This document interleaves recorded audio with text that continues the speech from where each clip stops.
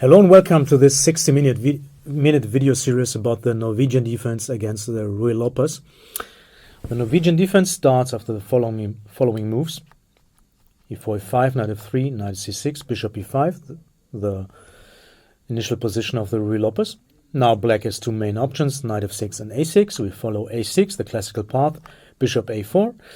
And now b5, bishop b3, and knight a5. Surprising move.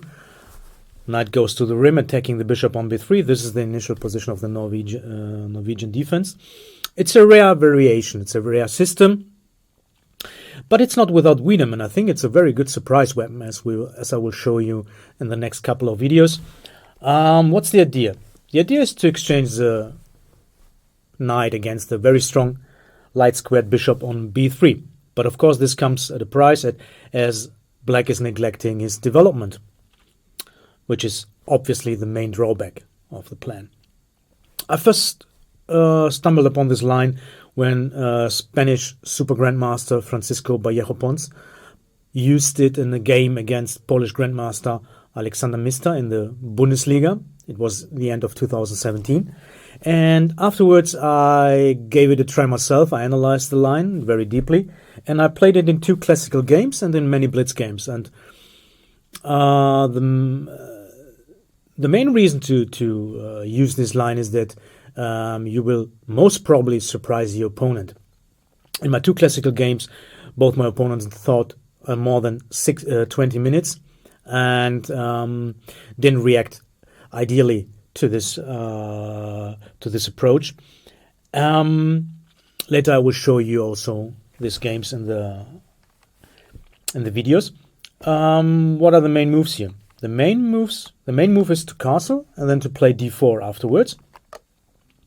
There are other moves here, rare moves. Knight e5, for example, has been played against me in some blitz games, but this is harmless. First of all, black takes the bishop there, and then goes queen g5, and after this double attack hit, he gets back his pawn without any problems. Instead of knight e5, there is a very interesting move.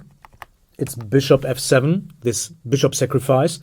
After king f7, knight a5, the king has to go to e7, but it's a good move, and it secures black, I would say, slightly better prospects in the future. White has some compensation with two pawns and this awkward looking king on e7, but actually there is no real attack against this king, as we will see in the corresponding video.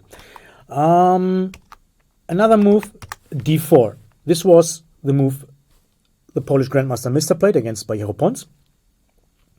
After ed4, white should take with a queen here. There's a big threat, bishop f7 and queen d5, winning the rook on a8, or in general, yes, winning the rook. And here black has to play bishop e7, which is perfectly fine. And after castle d6, we reach the main position of this line. The most challenging move is castle, and after d6 to play d4, ed4, and knight d4. This is the main position. After bishop b7, this is the main position, sorry. And here white has tried a lot of moves. The main move is c4, the main theoretical move, attacking the pawn on b5 and freeing the queen to defend the bishop on b3.